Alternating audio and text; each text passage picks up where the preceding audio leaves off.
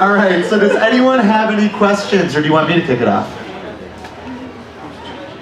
Who's Jewish? No, I'm just kidding. Okay. So I guess first off for HanaLena. Oh yeah, baby. What's up? Do you still want to like wallow in Trump land for your next few poems, or are you going a different route? So, two things have happened. One, I've continued because it's fucking therapy and there's a lot more poems. But the second thing is that I've lost my fucking mind. I've now gotten to where I don't know how not to write 7 poems for every prompt. So thank God for workshops. I've been doing a workshop for the last, 10 weeks, and that's gotten me somewhere else at least. Awesome. Oh, no. I've been writing a lot of horror poems. No, yeah. Tell us exactly what your current project is. Fuck you. Sorry.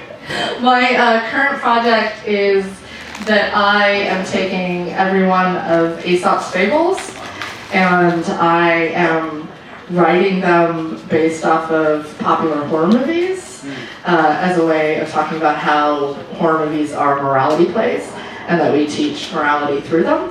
And I'm calling them Aesop's Horrors. Awesome. So he's just laughing at me because of the Hellraiser one. No, and how many of you? 63? That's like a whole MFA thesis right there. It's a whole big way to piss off my publisher. Awesome.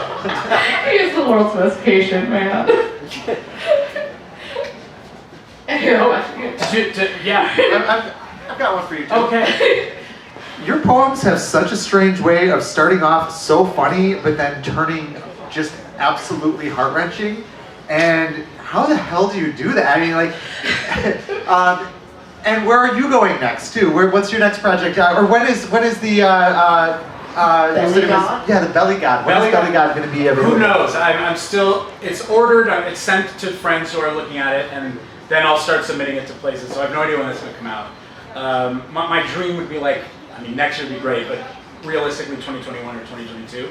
A lot of those poems are floating around online. Actually, the other thing, I feel like, well, first of all, growing up as a fat kid, and like always having to make people laugh, to like, as like a part of my perceived like social survival.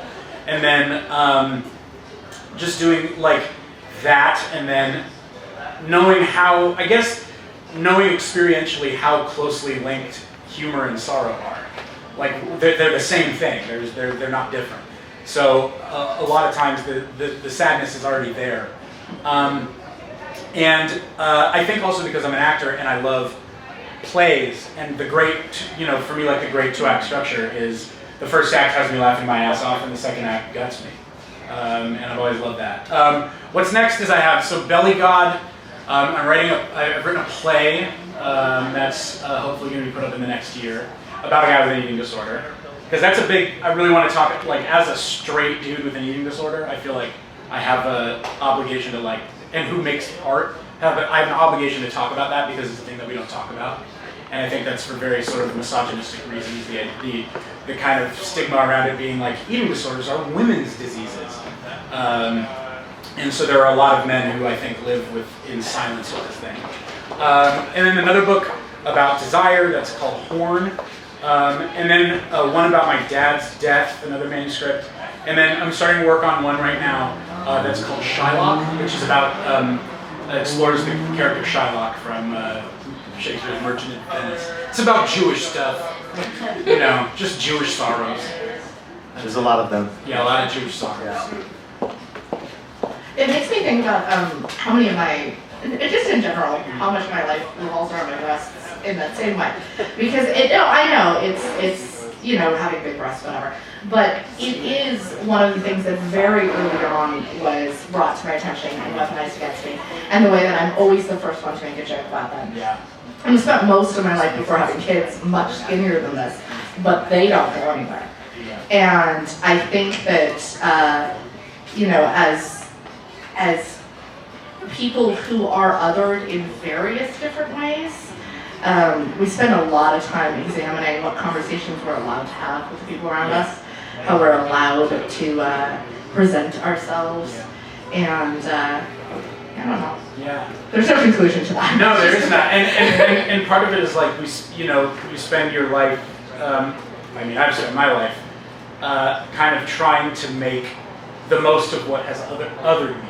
Yeah. Like, how can I take that and you know, it creates a lens through which I see everything. So it's funny, like the question about the poem starting funny, and like it isn't something that I have to try to do anymore, because it's the lens, it's already the lens I see the world through. You know, and part of the lens I see the world through is like as a fat guy, as a Jew, and all of those things kind of coheres to create this like thing that all of the language is pushed through this tube that's made of all of these things, and it comes out looking a certain way.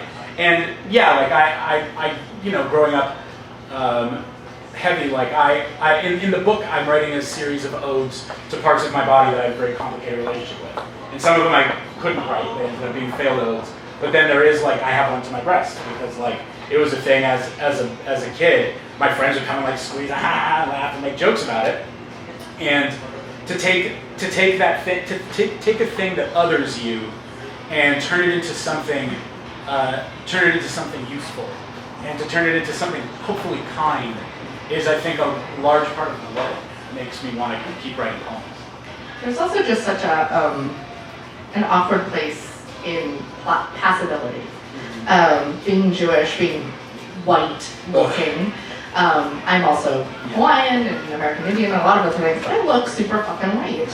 And the conversations that people have around me, you know, I'm bisexual, but my longest relationships, strangely enough, have been with men. I don't know why. That should stop. And I think that there's a weird place where you're 1 foot in general society and 1 foot other from general society, where satire just loves to live. It's that ability to see both sides of the coin. Yeah. It might be why Jews are so funny in satire. Yeah. It's interesting. Jews, I mean, there's like, do you know that there was a, this is a very Jewish country. There was a stat that I want to say it was sometime in the 70s, 85% of working comedians were Jews.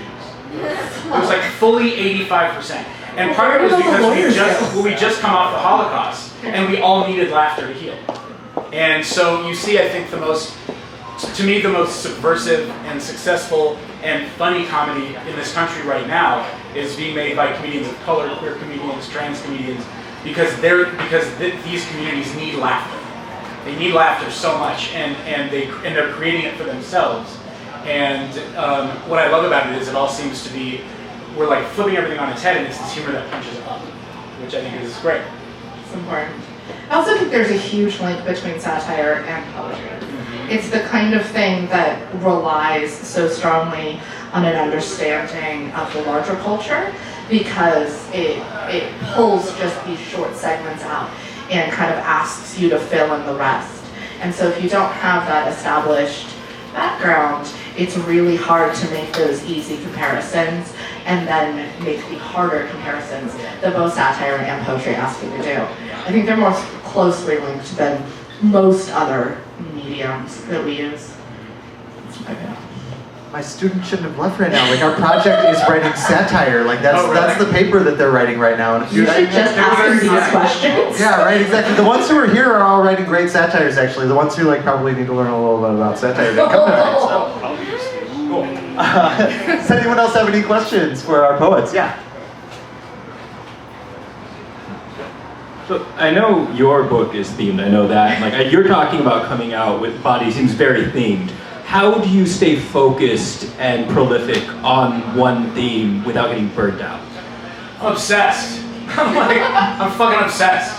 I mean, this is like much of what I've thought about for the last, since I was 9. You know, this is many, many years of going to therapy and going to groups and going to treatment and talking about it and this and that and this and that. And at a certain point, it would take more focus for me to write about something else, right? For me to be like, I'm going to impose this thing on myself where I put a moratorium on poems about body and food and all that shit. It would be in those poems. It would find its way in. It's like water. It's going to find any crack.